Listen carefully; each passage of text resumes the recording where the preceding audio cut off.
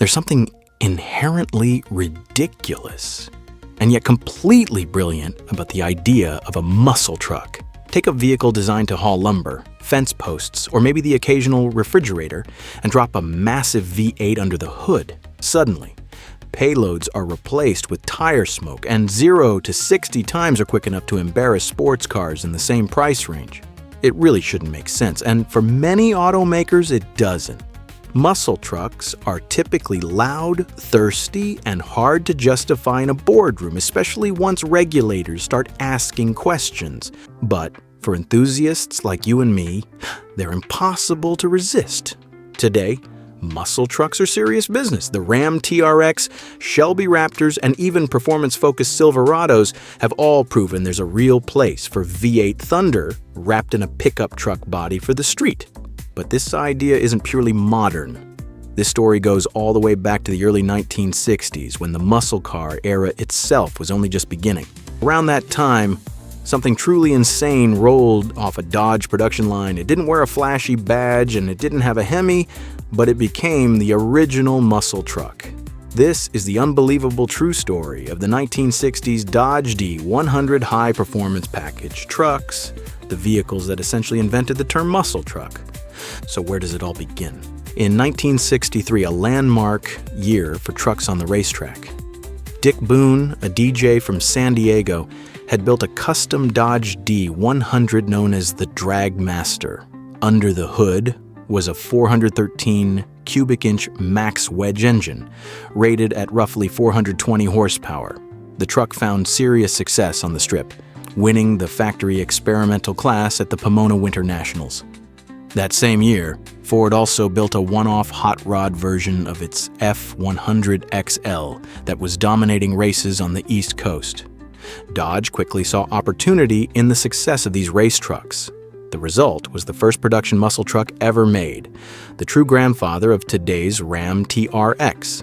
In 1964, Dodge introduced a special trim called the Custom Sports Special, or CSS. For $235, buyers received black vinyl bucket seats borrowed from the Dart, a Polara console, armrests, sun visors, a more upscale interior, and subtle exterior changes that made the truck feel less utilitarian. The CSS package was available with any engine and even on trucks beyond the D100. Still, it was rare.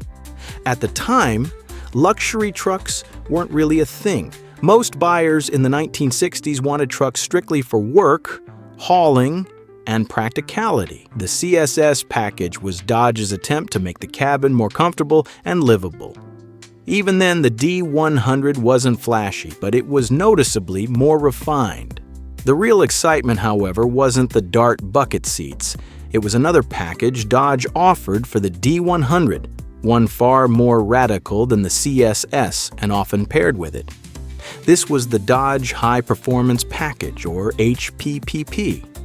It wasn't heavily advertised, it was extremely rare, and it was anything but cheap. Quietly introduced in 1964, the High Performance Package cost an astonishing $1,235, nearly two-thirds the price of the truck itself. That price alone explains why so few were ever sold. And the cost wasn't just financial, it was a logistical headache for Dodge. Each truck had to be pulled off the assembly line mid-build and reworked by hand. The frame was cut and modified.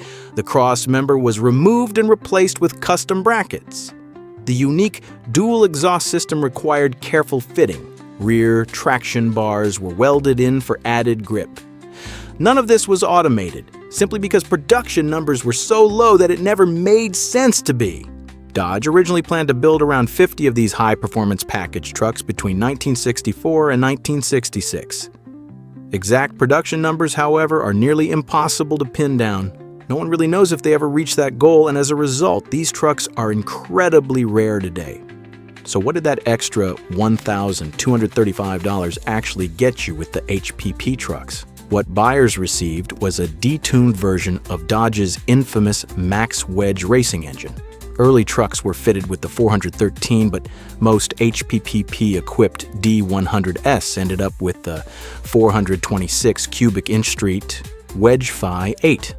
This engine produced 365 horsepower at 4,800 RPM and a massive 470 foot-pounds of torque at just 3,200 RPM, thanks to its healthy 10.3 to 1 compression ratio and sheer displacement. Despite the truck's weight, performance was shocking for the time. These D100s could run from 0 to 60 in under 8 seconds and complete the quarter mile in the mid-15-second range. In 1964, in a pickup truck, that was absolutely unheard of. Most trucks of the era struggled to make even 200 horsepower in their most powerful trims. By comparison, these Dodges were monsters. They weren't just quick for a truck. They were faster than most cars on the road. To put that into perspective, the 1964 Pontiac GTO had just been released, effectively launching the muscle car wars. A stock 1964 GTO typically ran the quarter mile in the 14 to 15-second range. That meant this Dodge D100 pickup was right there with it, all at a time when muscle trucks didn't even exist as a concept. Visually, these high-performance package trucks were surprisingly subtle. There were very few exterior clues to hint at what was hiding under the hood. Most buyers paired the HPPP with the CSS package, creating the ultimate street truck with both serious power and a more comfortable interior. Some, however, skipped the CSS entirely and ordered only the performance package. Those trucks became true sleepers, plain-looking pickups capable of embarrassing almost anything next to them at a stoplight. Along with the street wedge engine, every HPPP truck came equipped with a 727 3-speed automatic transmission. Reviewers at the time noted that drivers needed to be careful when going full throttle. With relatively little weight over the rear axle, the shift from first to second could get wild. These trucks didn't just chirp the tires, they could fully light them up, especially when equipped with the optional 3.91 rear axle ratio. To help manage all that power, Dodge reinforced the D100 with additional torque bars on the rear axle and upgraded the suspension to better handle the added stress. A special Sun-branded tachometer was installed, while the 4-barrel carburetor and dual exhaust ensured the engine could breathe freely. The high-performance package trucks were built on the 122-inch wheelbase D100, keeping weight relatively low for a pickup of the era. Curb weight came in just under 4,000 pounds. That's heavy compared to cars, but for a steel-bodied truck from the 1960s, it was actually quite reasonable. The CSS-equipped D100 Chis-On were already desirable thanks to their upgraded interiors. But combine the CSS package with the full high-performance package, and you had the most sought-after version of all. Trucks ordered with both options are considered the holy grail today. Estimates suggest only about 20 of these combined CSS and HPP trucks still exist. An unofficial registry lists 19 known examples, with 1 confirmed destroyed. Even today, public sales and auctions are extremely rare. Conditions vary widely, making it difficult to put a clear value on one, and even that estimate of 20 surviving trucks isn't definitive. Other sources suggest the number could be closer to 27 or 28. In the end, the real figure is still anyone's guess. There were also reportedly about 12 trucks built with only the high-performance package, including one from 1963 equipped with the 413. In comparison, there were around 55 trucks built with only the CSS package. When this truck first appeared, Dodge's competitors had nothing even close to it.